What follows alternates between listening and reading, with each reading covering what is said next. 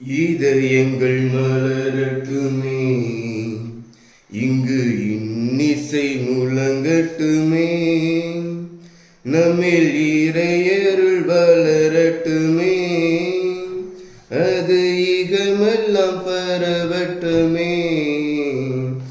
இதயங்கள் மலரட்டுமே, இங்கு இன்னிசை முழங்கட்டுமே. இறைவன் நம்மை படைத்தார், உயர் பண்பிலே சிறக்க நம்மை அழைத்தார். அன்பிலே இறைவன் நம்மை நினைத்தார், உயர் பண்பிலே சிறக்க நம்மை அழைத்தார். வரையில்லா வரங்களை நமக்களித்தார், வரையில்லா வரங்களை நமக்களித்தார். தன் கரையில்லா கருணையால் நம்மை மீட்டார். இதயங்கள் மலரட்டுமே, இங்கு இன்னிசை முழங்கட்டுமே. தந்தை மகன் தூய ஆவியாரின் பெயராலே நம் ஆண்டவராகிய இயேசு கிறிஸ்துவின் அருளும் கடவுளின் அன்பும் தூய ஆவியானவரின் நட்புறவும் தோழமையும் உடனிருப்பும் உங்கள் அனைவரோடும் இருப்பதாக. உமான்மாவோடும் இருப்பதாக. இயேசு கிறிஸ்துவில் பிரியமுள்ள சகோதர சகோதரிகளே, மாதத்தினுடைய முதல் சனிக்கிழமையில ஆண்டவருடைய திருச்சன்னிதானத்தில் நாம் வந்திருக்கிறோம். ஆண்டவர் மீண்டும் ஒரு நாளை நமக்கு ஆசீர்வாதமாய் கொடுத்திருக்கிறார். இந்த நாளை அன்னையினுடைய பாதத்திலும் பரிந்துரையிலும் நம்மையே நாம் ஒப்பு கொடுத்து நாம் அந்த அன்னை வழியாக இறை அருளை பெற நம்மை அழைக்கிறார். அன்னையை அன்பு செய்யுங்கள், அன்னையை அன்பு செய்து கொண்டே இருங்கள். அவர் மகன் இயேசுவை போல நாம் ஒருபோதும் அன்னையை அன்பு செய்துவிட முடியாது என்று புனித மேக்சிமிலியன் கோல்பை சொல்லுவார். அந்த அன்னையை நாம் அன்பு செய்வோம், அந்த தாயிடத்திலே நம்மை ஒப்பு கொடுப்போம். ஜெபமாலை மாதமாக இந்த அக்டோபர் மாதம் இருப்பதால் ஒவ்வொரு நாளும் திருச்செபமாலை ஜெபிக்கின்றவர்களாக நாம் இருப்போம். திருச்செபமாலை என்பது நமது கவலைகள், கண்ணீர்கள், துக்கங்கள், மனபாரங்களை எல்லாம் இயேசு கிறிஸ்துவினுடைய திரு இருதயத்திற்கு அன்னை மரியாளின் இதயத்தின் வழியாய் ஒப்புக் கொடுப்பதுதான் திருச்செபமாலை என்று புனித திருத்தந்தை 2ஆம் ஜான் பால் சொல்லுவார்கள். அன்புக்குரியவர்களே, அன்னையிடத்தை நம்மை ஒப்புக் கொடுப்போம். திருச்சபை மாலை ஜெபிப்பதன் வழியாக நம் அன்னையின் பிள்ளைகள் என்பதை நாம் ஒவ்வொரு நாளும் அந்த அன்னைக்கு சொல்லுவோம். இன்னும் சிறப்பாக இந்த நாளிலே தாய் திருச்சபையானது அசீசி நகர் புனித பிரான்சிஸினுடைய விழாவை கொண்டாடுகிறது. ஏழை மகன் அசீசி என்று அழைக்கப்படுகின்ற புனித அசீசியாருடைய விழாவிலே நாமும் இயேசு கிறிஸ்துவின் ஏழ்மையை பின்பற்றியவர்களாக வாழ இந்த திருப்பலியிலே நாம் ஜெபிப்போம். இறை அருளை கேட்போம். தடையாக இருக்கின்ற நம் குற்றங்கள், குறைகள், பாவங்கள், பலவீனங்களை எல்லாம் எண்ணுவோம், மனவருந்துவோம், மன்னிப்பு கேட்போம். எல்லாம் வல்ல இறைவனிடமும் சகோதர சகோதரிகளிடமும் நான் பாவியென்று ஏற்றுக்கொள்கிறேன். ஏனெனில் என் சிந்தனையாலும் சொல்லாலும் செயலாலும் கடமை தவறியதாலும் பாவங்கள் பல செய்தேன். என் பாவமே, என் பாவமே, என் பெரும் பாவமே. ஆயார் எப்பொழுதும் கன்னியான புனித மரியாதையும் வானதூதர் புனிதர் அனைவரையும் சகோதர சகோதரிகளையும் நான் இறைவனாகிய ஆண்டவரிடம் எனக்காக வேண்டிக் கொள்ள மன்றாடுகிறேன். எல்லாம் வல்ல இறைவன் நம் மீது இரக்க வைத்து நம் பாவங்களை மன்னித்து நம்மை நிலை வாழ்விற்கு அழைத்து செல்வாராக. ஆமென். ஆண்டவரே இரக்கமாயிரும். ஆண்டவரே இரக்கமாயிரும். கிறிஸ்துவே இரக்கமாயிரும். கிறிஸ்துவே இரக்கமாயிரும். இரக்கமாயிரும்.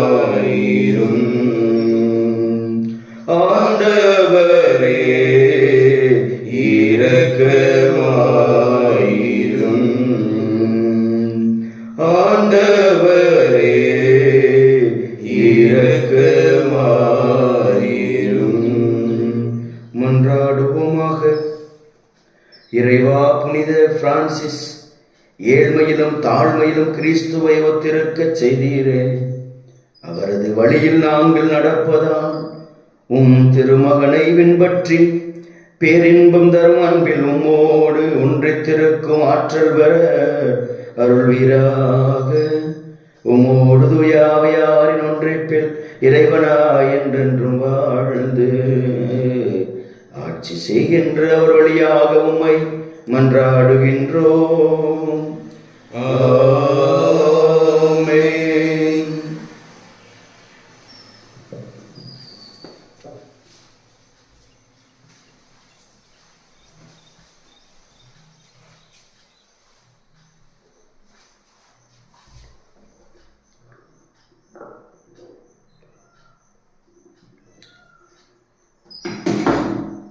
முதல் வாசகம். ஆண்டவர் உங்களுக்கு முடிவில்லா மகிழ்ச்சியையும் மீட்பையும் அருள்வார். இறைவாக்கினர் பாருக்கு நூலிலிருந்து வாசகம். அதிகாரம் 4, இறை வார்த்தைகள் 5 முதல் 12 முடிய மற்றும் 27 முதல் 29 முடிய. இறைவாக்கினர் பாருக்கு நூலிலிருந்து வாசகம். அதிகாரம் 4, இறை வார்த்தைகள் 5 முதல் 12 மற்றும் 27 முதல் 29 முடிய. இஸ்ரேலின் புகழை நிலைநாட்டும் என் மக்களே, வீறு கொள்வீர்.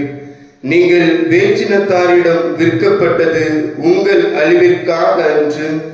நீங்கள் கடவுளுக்கு சினமூட்டியதால் பகைவரிடம் ஒப்புவிக்கப்பட்டீர்கள். கடவுளை விடுத்து பேய்களுக்கு பலியிட்டதால் உங்களை படைத்தவருக்கு சினமூட்டினீர்கள். உங்களை பேணி காத்து வந்த என்றுமுள்ள கடவுளை மறந்தீர்கள். உங்களை ஊட்டி வளர்த்த எருசலேமை வருத்தினீர்கள். கடவுளின் சினம் உங்கள் மீது வர கண்டு எருசலேம் கூறியது, சீயோனின் அண்டை நாட்டவரை கேளுங்கள், கடவுள் எனக்கு பெருந்துயர் அனுப்பியுள்ளார். ஏனெனில் என்றுமுள்ளவர் என் புதல்வர் புதல்வியர் மீது சுமத்திய அடிமைத்தனத்தை நான் கண்டேன். மகிழ்ச்சியோடு நான் அவர்களை பேணி வளர்த்தேன்.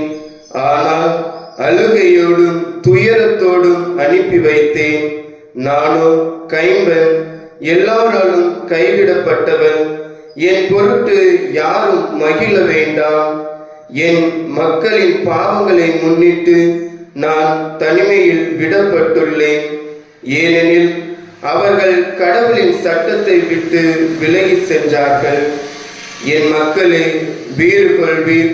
கடவுளை நோக்கி கூக்குரலிடுவீர். இத்துயரங்களை உங்கள் மீது அனுப்பி வைத்தவர் உங்களை நினைவு கூர்வார். கடவுளை விட்டு அகன்று செல்வத்தில் முன்பு நீங்கள் முனைந்து நின்றீர்கள். அதை விட பன்மடங்கு ஆர்வத்துடன் அவரை தேடும் பொருட்டு இப்பொழுது அவரிடம் திரும்பி வாருங்கள். ஏனெனில் இக்கேடுகளை உங்கள் மீது வரச் செய்தவரே உங்களுக்கு முடிவில்லா மகிழ்ச்சியையும் மீட்பையும் அருள்வார். ஆண்டவரின் அருள்வாக்கு. இறைவா, உமக்கு நன்றி. பதிலுரை பாடல் பல்லவி. ஏழைகளின் விண்ணப்பத்திற்கு ஆண்டவர் செவிசாய்க்கின்றார். ஏழைகளின் விண்ணப்பத்திற்கு ஆண்டவர் செவிசாய்க்கின்றார். எளியோர் இதை கண்டு மகிழ்ச்சி அடைவார்கள். கடவுளை நாடி தேடுகிறவர்களே, உங்கள் உள்ளம் ஊக்கமடைவதாக. ஆண்டவர் ஏழைகளின் விண்ணப்பத்திற்கு செவி சாய்க்கின்றார். சிறைப்பட்ட தம் மக்களை அவர் புறக்கணிப்பதில்லை. வானமும் வையமும் கடல்களும் அவற்றில் வாழும் யாவும் அவரை புகழட்டும். பல்லவி. ஏழைகளின் விண்ணப்பத்திற்கு ஆண்டவர் செவிசாய்க்கின்றார். கடவுள் சீயோனுக்கு மீட்பளிப்பார், யூதாவின் நகரங்களை கட்டி எழுப்புவார். அப்பொழுது அவர்களுடைய மக்கள் அங்கே குடியிருப்பார்கள், நாட்டை தங்களுக்கு சொந்தமாக்கிக் கொள்வார்கள். ஆண்டவருடைய அடியாரின் மரபினர் அதை தம் உரிமை சொத்தாக்கிக் கொள்வர். அவரது பெயர் மீது அன்பு கூறுவோர் அதில் குடியிருப்பர். பல்லவி. ஏழைகளின் விண்ணப்பத்திற்கு ஆண்டவர் செவிசாய்க்கின்றார். அல்லேலூயா, அல்லேலூயா, அல்லேலூயா, அல்லேலூயா, அல்லேலூயா, அல்லேலூயா.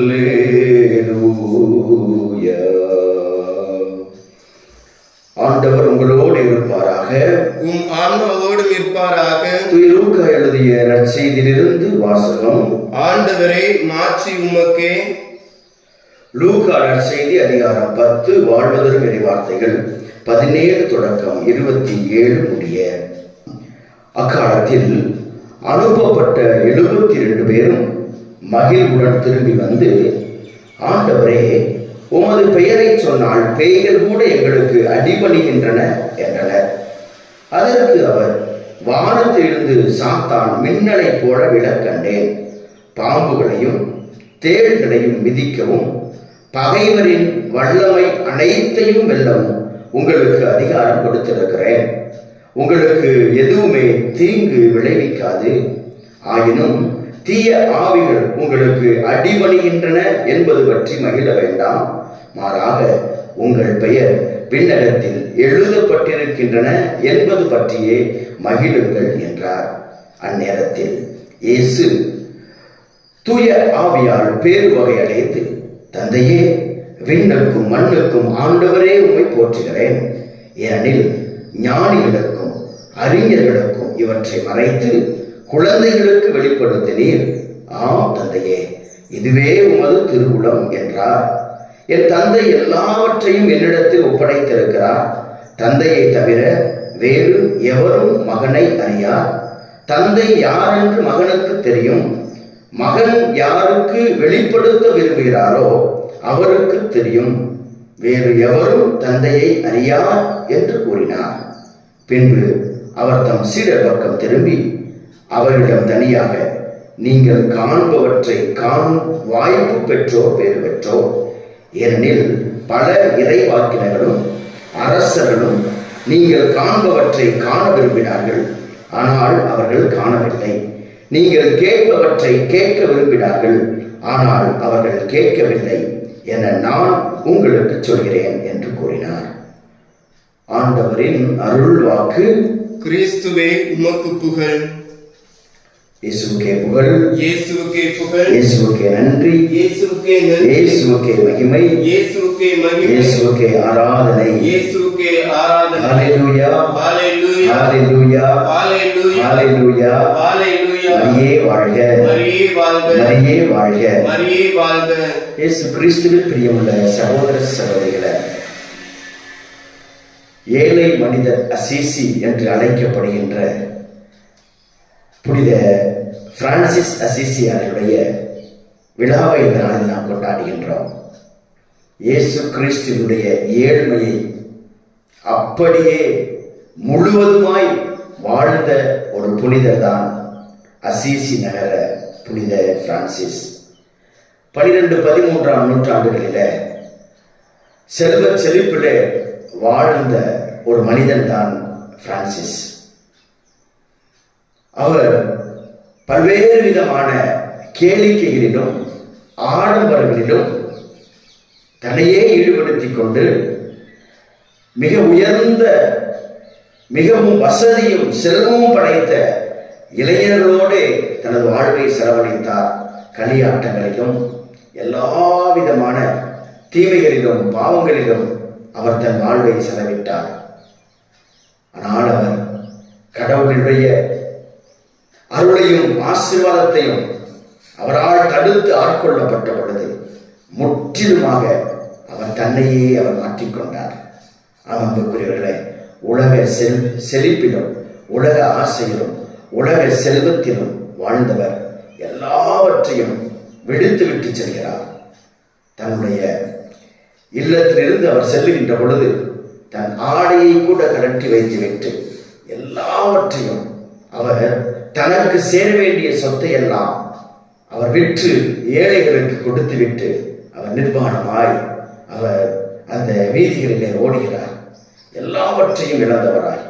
அன்புக்குரியவர்களே, இயேசு கிறிஸ்தினுடைய ஏழ்மையை பின்பற்ற தன்னையே முற்றிலும் அர்ப்பணித்துக் கொண்டவர்தான் புனித பிரான்சிஸ் அசீசியார்.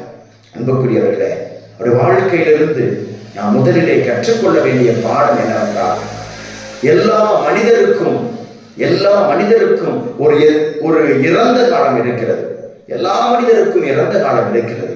அன்புக்குரியவர்களே, ஆனால் நமது வாழ்க்கையிலே அந்த இறந்த காலத்தினுடைய பாவங்கள், பலவீனங்கள் நம்மை நிகழ்காலத்திலும் அதை கொண்டு சென்றும் என்றால் நமது எதிர்காலம் அது பாதிக்கப்படும். நமது எதிர்காலம், நமது இறந்த காலம் எப்படி இருந்தாலும் சரி, நமது இறந்த கால வாழ்க்கை அது பாவமான வாழ்க்கையாக, அல்லது அது பரிசுத்தம் இல்லாத வாழ்க்கையாக, அல்லது பல்வேறு விதமான தீமைகள், துன்பங்கள், துயரங்கள், கடவுளை விட்டு பிரிந்த ஒரு வாழ்க்கையாக இருக்கலாம். ஆனால் எப்பொழுது கடவுளின் அருளை நாம் பெற்றுக் கொள்கிறோமோ அப்பொழுது நாம் முற்றிலுமாய் மாற நாம் அழைக்கப்படுகிறோம். அதைத்தான் புனித பிரான்சிஸ் அசீசியார் நமக்கு முதலாய் கற்றுத்தருகிறார். அவருடைய கடந்த காலம், அவருடைய இறந்த காலம் அது மிகவும் மோசமானதாக இருந்தது. ஆனால் அவர் தன்னையே ஆண்டவரிடத்திலே ஒப்பு கொடுத்து மனம் மாறி கடவுளுடைய மகனாய் மாறிய பொழுது, இறை தந்தையின் விருப்பத்தடி வாழ இறை மகன் இயேசு கிறிஸ்துவை தன் வாழ்வாக்க நினைத்த பொழுது மீண்டும் தன் வாழ்க்கையின் கடந்த காலத்தின் பாவங்கள், கடந்த காலத்தினுடைய செயல்கள் எதுவையும் அவர் தன் நிகழ்காலத்திலும் எதிர்காலத்திலும் ஒருபோதும் அனுமதித்ததில்லை. இரண்டாவதாக, ஏழ்மை நிலையை, இயேசு கிறிஸ்துவின் ஏழ்மை நிலையை முழுவதுமாய் பற்றி கொண்டவர். அன்புக்குரியவர்களே, புனித பவுல் பிலிப்பியருக்கு எழுதிய திருமணம் 2:5 சொல்லுவார், இயேசு கிறிஸ்துவில் இருந்த மனநிலையை உங்களில் இருக்கட்டும் என்று சொல்லிவிட்டு, இயேசு கிறிஸ்துவில் என்ன மனநிலை இருந்தது என்பதை மிக அழகாக தெளிவாக அடுத்த வசனங்களிலே அவர் சொல்லுவார். கடவுள் தன்மையில் விளங்கிய அவர் அதை ஒரு பொருட்டாக எண்ணாமல், அதையே பற்றி கொண்டிருக்க வேண்டியது ஒன்றாக கருதாமல், அவர் தன்னையே முற்றிலுமாய் வெறுமையாக்கினார். கடவுள் தன்மையில் இருந்த இயேசு கிறிஸ்து வெறுமையாக்கினார், ஏழையானார், மனிதருக்கு ஒப்பாகி அடிமையின் கோலம் கொண்டார். அன்புக்குரியவர்களே, வெறுமையாக்குதல், தன்னையே முற்றிலும் வெறுமையாக்குதல், அதைத்தான் புனித பிரான்சிஸ் அசீசியார் நமக்கு இரண்டாவதாக கற்றுத்தருகிறார். முற்றிலும் வெறுமையாக்குதல், தன்னையே முழுவதுமாய் வெறுமையாக்கினார், எல்லாவற்றையும் அவர் இழந்தார். மூன்றாவதாக, ஜெப தவ வாழ்க்கை. தன் வாழ்க்கையிலே கடவுளின் அன்பை சுவைத்த பின்பாக அந்த அன்பையும் அந்த அருளையும் அந்த ஆசீர்வாதத்தையும் இன்னும் தன் வாழ்க்கையிலே அதிகப்படுத்திக் கொள்வதற்காக ஜெபத்திலும் தவத்திலும் அவர் ஈடுபட்டார். கடினமான தவ முயற்சிகளை மேற்கொண்டார். உண்ணா நோன்பை மேற்கொண்டார். எத்தனையோ நாட்கள் உண்ணாமல் உறங்காமல் இரவுகள் பாராமல் உண்ணாமல் இருந்து ஜெபித்தார். தன்னிடம் இருந்தவர்களுக்கும் கற்றுக் கொடுத்தார். கடவுளுடைய இறை அருளின் வாழ்க்கை என்பதை அவர் கற்றுக் கொடுத்தார். அவர் வாழ்ந்து காட்டினார். அன்புக்குரியவர்களே, ஜெப தவ வாழ்க்கை என்பது கடவுளின் அருளையும் ஆசீர்வாதத்தையும் நம்மிலே அதிகப்படுத்தும். உண்ணா நோன்பிருந்து நாம் ஜெபிக்கிற பொழுது கடவுளுடைய எல்லா விதமான அருளையும் நாம் பெற்றுக்கொள்ள அது ஒரு மாபெரும் சக்தியாக இருக்கும். நான்காவதாக, அவர் வாழ்க்கையிலிருந்து கற்றுக்கொள்வது ஏழை எளியவர்கள் மீது அன்பும் மிகச்சிறப்பாக நோயாளிகள் மீது, இன்னும் சிறப்பாக தொழுநோயாளிகள் மீது விசேஷ விதமான அன்பை கொண்டிருந்தார். சொல்லுவார், நான் என் வாழ்க்கையில இந்த தொழுநோயாளிகளை குறித்து மிகவும் ஒரு வெறுப்பை கொண்டிருந்தேன். ஆனால் அவர்களை நான் எப்பொழுது கட்டி அணைத்தேனோ அப்பொழுதுதான் அவர்களிடமிருந்து இயேசுவின் அன்பை உணர்ந்து கொண்டேன் என்று சொல்வார். தொழுநோயாளர்களை கட்டி அணைத்துக் கொண்டார். இயேசுவின் அன்பை அவர்களிடமிருந்து உணர்ந்து கொண்டேன் என்று சொல்வார். நோயாளிகள், ஏழைகள் மீது அன்பு கொண்டவராக புனித பிரான்சிஸ் அசிசியார் வாழ்ந்தார். இதைத்தான் நாம் அவரிடமிருந்து நாம் 4ஆவதாக கற்றுக்கொள்கிறோம். 5ஆவதாக புனித அசிசியாரிடமிருந்து நாம் கற்றுக்கொள்வது, அவர் விலங்குகள் மீதும் பறவைகள் மீதும் இயற்கை மீதும் அதீத அன்பு கொண்டிருந்தார். விலங்குகளையும் பறவைகளையும் அவர் சகோதர சகோதரி என்று அழைக்கின்ற அளவுக்கு அவர் ஒரு உறவு நிலையிலே இருந்தார். விலங்குகள் பறவைகளை அவர் தன் பக்கத்தில் வைத்திருந்து அவற்றோடு உறவு கொண்டு அவற்றோடு அவர் உறவாடி பேசி மகிழ்ந்தார். இயற்கையோடு தன்னை இணைத்துக் கொண்டார். எல்லா விலங்குகள் பக்கத்திலும் அவர் அருகிலே சென்று அவர்களோடு, அந்த விலங்குகளோடு, அந்த பறவைகளோடு, அந்த உயிரினங்களோடு அவர் உறவாடி கொண்டிருந்தார். அமன்புக்குரியிலே இயற்கையையும் இறைவனின் படைப்புகளான விலங்குகள், பறவைகள், பூச்சிகள் இவற்றையெல்லாம் அன்பு செய்கிற மனிதர் வாழ்ந்தார் என்று நற்செய்தியிலே ஆண்டவர் சொன்னார் அல்லவா, உங்களுக்கு எல்லாவற்றின் மீது நான் அதிகாரத்தை கொடுத்திருக்கிறேன், பாம்புகளோ தேளோ உங்களை எதுவும் செய்யாது என்று சொன்னாரே. அத்தகைய அந்த வல்லமையை அவர் செயல்படுத்தினார். இறுதியாக அவரிடமிருந்து நாம் 6ஆவதாக கற்றுக்கொள்வது அவருடைய தாழ்ச்சி. அன்புக்குரியவர்களே, அவர் திருத்தொண்டராக அவர் திருநிலைப்படுத்தப்பட்டார். திருநிலைப்படுத்தப்பட்ட பின்பு குருவாக திருநிலைப்படுத்தப்படுவதற்கு முன்பாக அவர் தன்னையே சோதித்தறிந்தார். நான் குருவாவதற்கு நான் தகுதியற்றவன், நான் குருத்துவ நிலையை ஏற்பதற்கு நான் தகுதியற்றவன். அத்தகைய அந்த மகிமையான அந்த நிலையை, இயேசு கிறிஸ்துவினுடைய அந்த குருத்துவத்திலே பங்கு கொள்ள பாவியாக நான் தகுதியற்றவன் என்று சொல்லி தன் வாழ்நாள் முழுவதும் திருத்தொண்டராகவே வாழ்ந்தார்.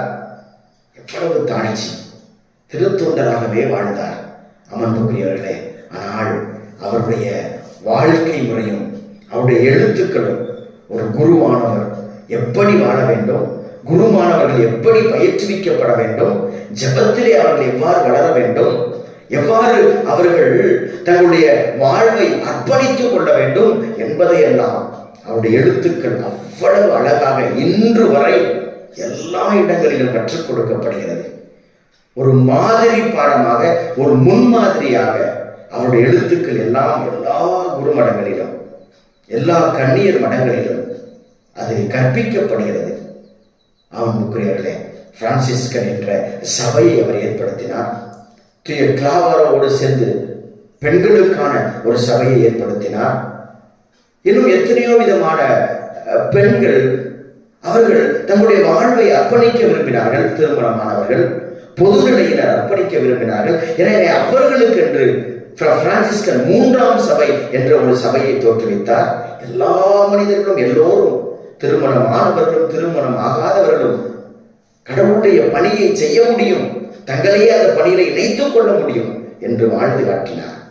அன்பின் தூதராய், அமைதியினுடைய தூதராய், ஒரு புனிதராய் அவர் வாழ்ந்தார். எனவேதான் அழகான ஜெபத்தை அவர் கற்றுக் கொடுத்தாரே, புனித அசிசியாரின் அமைதிக்கான மன்றாட்டை நாம் எல்லோரும் ஜெபிக்கிறோமே. அப்படி சொல்லுகிறார், ஆண்டவரே, அமைதியின் தூதனாய், சமாதானத்தின் தூதனாய் என்னை மாற்றுமப்பா. சமாதானத்தின் தூதனாய், எங்கே இருள் இருக்கிறதோ அங்கே நான் ஒளியை கொண்டு வர வேண்டும் ஆண்டவரே. இந்த உலகம் இருள் நிறைந்தது. நாம் இருளாக இருக்கிற இந்த உலகத்துல, இருள் நிறைந்த வாழ்க்கை வாழ்கின்ற மனிதர்கள் மத்தியில நாம் கடவுளின் ஒளியை கொண்டு வர வேண்டும். எங்கே வெறுப்பு இருக்கிறதோ அங்கே நான் அன்பை கொண்டு வர வேண்டும் என்று சொன்னார். எங்கெல்லாம் வெறுப்பு இருக்கிறதோ, மனிதர்கள் நம் மீது வெறுப்போடு இருக்கிறார்களா, அல்லது நாம் பிறர் மீது வெறுப்போடு இருக்கிறோமோ, அன்பை விதைப்போம். ஆண்டவரே, நான் அன்பை கொடுக்க எனக்கு கற்றுத்தாரும் என்று அவர் ஜெபித்தார். எங்கே அவநம்பிக்கை இருக்கிறதோ அங்கே நான் நம்பிக்கையை விதைக்க வேண்டும் என்று சொன்னார். எங்கே விசுவாசம் இல்லையோ அங்கே நான் விசுவாசத்தையும் நம்பிக்கையையும் ஊட்ட வேண்டும். அதற்கான அருளை எனக்கு தாரும். நான் அமைதியின் தூதுவனாய் என்னை மாற்றும் அமைதியின் கருவியாய் என்னை மாற்றும் என்று ஜெபித்தாரே. இந்த நாளிலே அவருடைய ஜெபம் நம் ஜெபமாய் மாறட்டும். அன்புக்குரியவர்களே, புனித அசிசியார் அவர் தன் வாழ்க்கையை கடவுளுக்கு அர்ப்பணித்தார். தன் பாவ நிலையிலிருந்து விடுபட்டு தனது செல்வ செழிப்பு, தனது மதன்மை, தனது மேலான எண்ணங்கள், போக்குகளிலிருந்து, களியாட்டங்களிலிருந்து எல்லாம் முற்றிலுமாய் மனம் மாறி கடவுளை ஏற்றுக்கொண்டாரே. என்ற முதல் வாசகம், இஸ்ராயல் மக்கள் ஏன் தங்களுடைய வாழ்வை இழந்தார்கள்? ஏன் அவர்கள் பாபிலோனுக்கு அடிமையாய் கடத்தப்பட்டார்கள்? ஏன் அவர் வாழ்க்கையிலே துன்பம் என்பதை குறித்து சொல்லுகின்ற பொழுது பாரூக் இறைவாக்கினர் சொன்னாரே, கடவுளை விட்டு நீங்கள் அகழ்வதிலே அவ்வளவு ஆர்வம் காட்டினீர்கள், கடவுளை மறந்தீர்கள், கடவுளை விட்டு தூரச் சென்றீர்கள், அதுதான் காரணம். எனவே அவர் இறுதியிலே சொல்வார், நீங்கள் எந்த அளவுக்கு கடவுளை விட்டு சென்றீர்களோ அதை விட பன்மடங்கு அவரிடம் திரும்பி வாருங்கள். அன்புக்குரியவர்களே, கடவுளை விட்டு நாம் சென்றிருக்கிறோமா? எத்தகைய காரியங்கள், எத்தகைய மனிதர்கள் அல்லது எந்தெந்த பொருட்கள் எல்லாம் நம்மை கடவுளிடமிருந்து பிரித்திருக்கின்றன, அதையெல்லாம் தூக்கி எறிந்துவிட்டு பன்மடங்கு ஆர்வத்துடன் அவரை தேடி வருவோம், கடவுளை தேடி வருவோம். யாக்கோப்பு 4:8 வாசிக்கிறோமே, ஆண்டவரை அணுகி செல்லுங்கள், அவர் உங்களை நோக்கி அணுகி வருவார், அவர் உங்களை நோக்கி அணுகி வருவார். அன்புக்குரியவர்களே, விண்ணிலும் மண்ணிலும் அவரை தவிர நமக்கு உதவி செய்கின்றவர் ஒருவரும் இல்லை.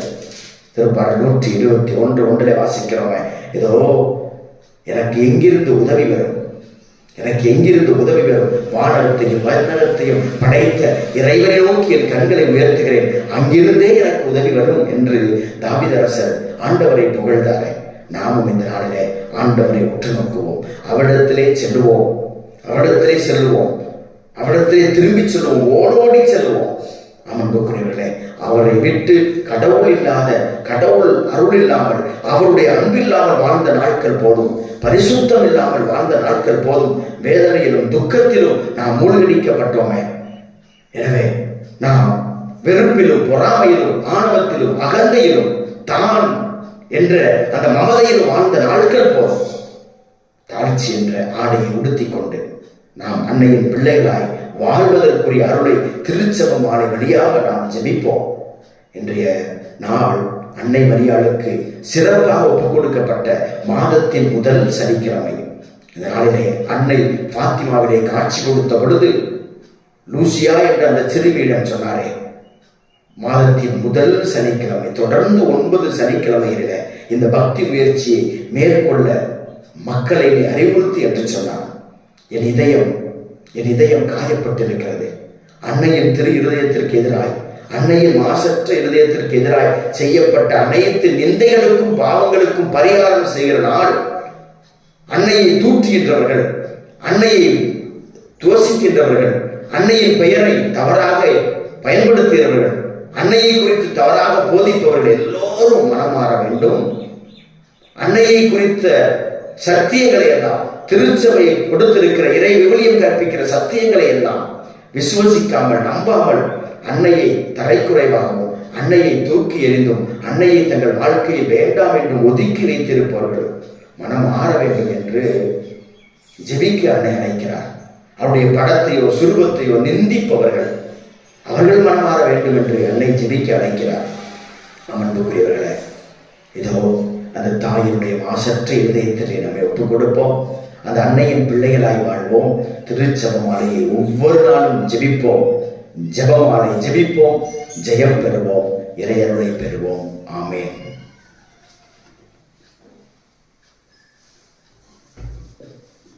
அன்போடு வந்தோம், காணிக்கை தந்தோம், கனிவோடு ஏற்பாய் ஆண்டவனை, உன் பலியோடு சேர்ப்பாய் தூயவனே.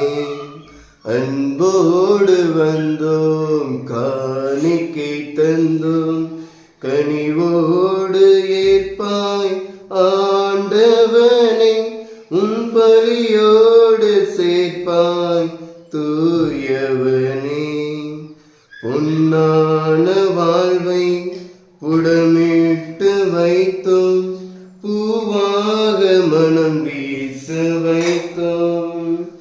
பொன்னான வாழ்வை புடமிட்டு வைத்தும் பூவாக மனம் வீச வைத்தும் புதிரான வாழ்வை எதிரானதாலே புதிரான வாழ்வை எதிரானதாலே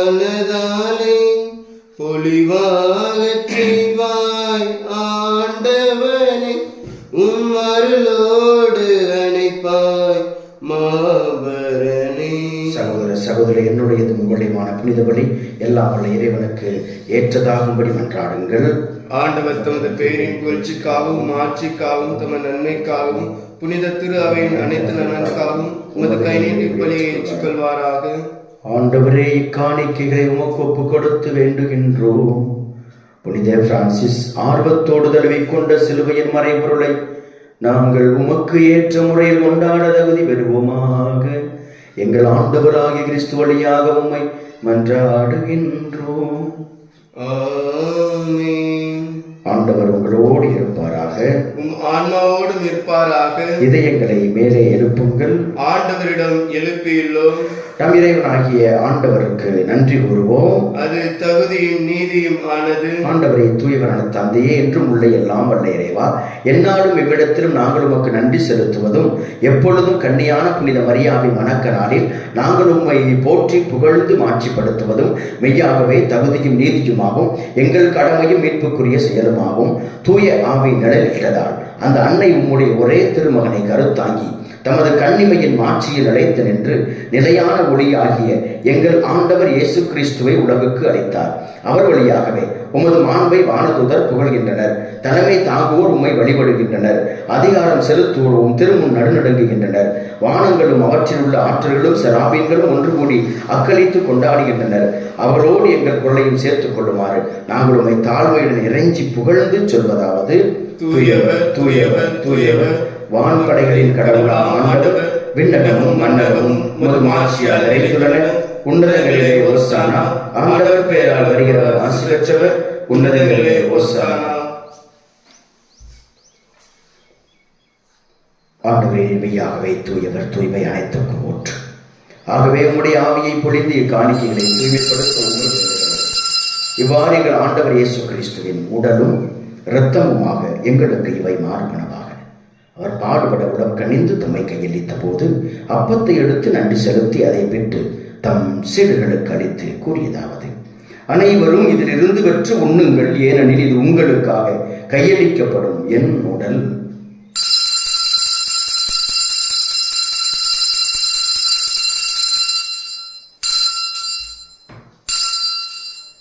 அவ்வண்ணமே இரவு விருந்தை அருந்திய பின் கிண்ணத்தையும் எடுத்து மீண்டும் உமக்கு நன்றி கூறி தம் சீடர்களுக்கு அளித்தவர் கூறியதாவது: அனைவரும் இதிலிருந்து பெற்று பருகுங்கள், ஏனெனில் இது புதிய நிலையான உடன்படிக்கைக்கு உரிய என் இரத்தத்தின் கிண்ணம்.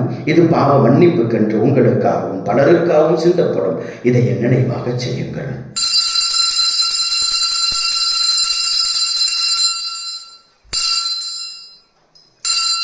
நம்பிக்கையின் மறைபொருள். ஆண்டவரே, நீர் வருமளவும் உமது இறப்பினை அறிக்கையிடுகின்றோம், உமது உயிர்ப்பினையும் எடுத்துரைக்கின்றோம். ஆகவே ஆண்டவரே, நாங்கள் கிறிஸ்துவின் இறப்பினையும் உயிர்ப்பினையும் நினைவு கூர்ந்து வாழ்வுதரும் அப்பத்தையும் மீட்பளிக்கும் கிண்ணத்தையும் ஒப்புக் கொடுக்கின்றோம். உம் திருமுன்னின்று உமக்கு ஊழியம் புரிய தகுந்தவர்கள் என எங்களை ஏற்றுக்கொண்டு எனவே உமக்கு நன்றி செலுத்துகின்றோம். மேலும் கிறிஸ்துவின் உடலிலும் இரத்தத்திலும் பங்கு கொள்ளும் எங்களை தூய ஆவியானவர் ஒன்று சேர்க்க வேண்டும் என உம்மை தாழ்மையுடன் மன்றாடுகின்றோம். ஆண்டவரே, உலகெங்கும் பரவியிருக்கும் ஒரு திரு அவையை நினைவு கூர்ந்தருளும். எங்கள் திருத்தந்தையிலேயோ எங்கள் மறைமாவட்ட பரிபாலகர் மோட்சராட்சன் எல்லா திருநிலையினர் ஆகிய அனைவரோடும் உமது திரு அவை அன்பில் நினைவு வரச் செய்தருளும். மேலும் உயிர்த்தெழும் எதிர்நோக்குடன் துயர் கொள்ளும் எங்கள் சகோதரர் சகோதரிகளையும் இறந்தோர் அனைவரையும் இரக்கத்துடன் நினைவு கூர்ந்து உமது திருமுக ஒளியினோடு ஏற்றருளும். எங்கள் அனைவர் மீது இரக்கமாயிரும். கடவுளின் கன்னித்தாயான புனித மரியா, அவருடைய கணவரான புனித யோசேப்பு, புனித திருத்தூதர்கள், இவ்வுலகில் உமக்கு உகந்தவராய் இருந்தோம் என்று நாங்கள் விழா கொண்டாடும் புனித அசீசி நகர் பிரான்சிஸ் ஆகிய புனிதர் அனைவருடனும் நாங்கள் நிலைவாழ்வில் பங்கு கொள்ளும் தகுதி பெற்று உம் திருமகன் இயேசு கிறிஸ்து வழியாக உம்மை புகழ்ந்தேத்து வரமருள உம்மை மன்றாடுகின்றோம். இவர் வழியாக இவரோடு இவரில் எல்லாம் வல்ல இறைவனாகிய தந்தையே, தூய ஆவியாரின் ஒன்றிற்பில் எல்லா புகழும் ஆட்சியும் என்றென்றும் உமக்கு உரியதே. ஆமென்.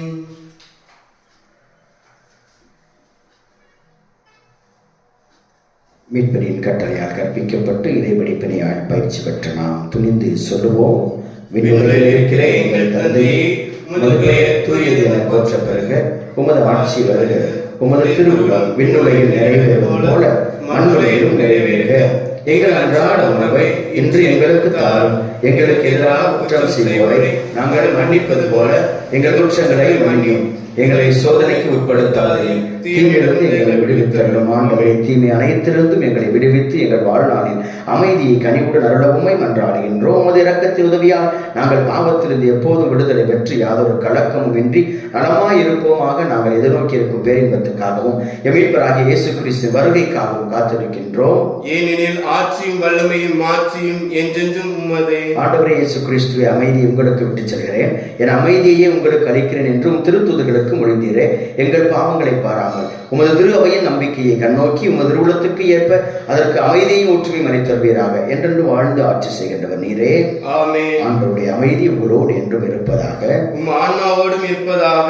இயேசு கிறிஸ்துவின் அமைதி ஒருவர் மற்றவரோடு பகிர்ந்தோம். கிறிஸ்துவின் அமைதி. உலகின் பாவங்களை போக்கும் இறைவனின் செம்மறியே, எங்கள் மேல் இரக்கமாயிரும். உலகின் பாவங்களை போக்கும் இறைவனின் செம்மறியே, எங்கள் மேல் இரக்கமாயிரும். உலகின் பாவங்களை போக்கும் இறைவனின் செம்மறியே, எங்களுக்கு அமைதியை அளித்தருளும். இதோ இறைவனின் செம்மறி உலகின் பாவங்களை போக்குகிறவர்.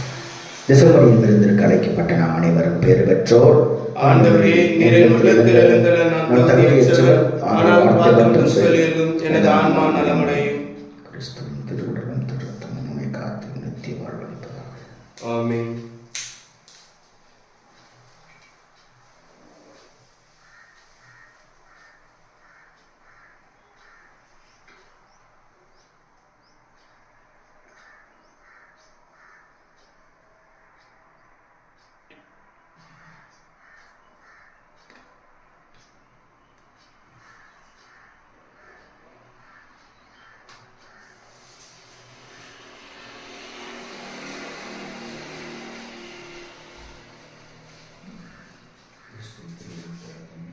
ஆமென்.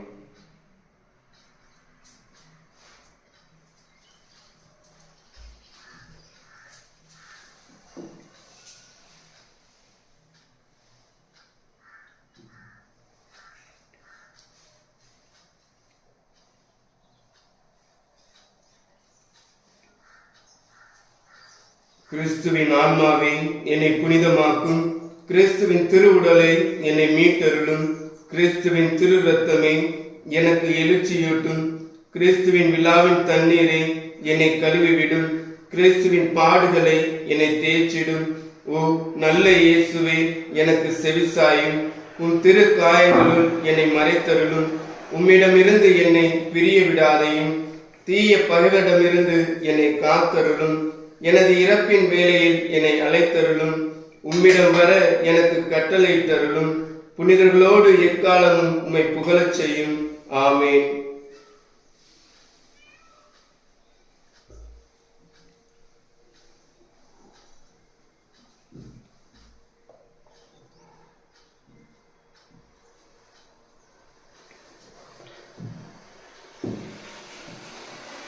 நன்றி கூறி மன்றாடுவோமாக.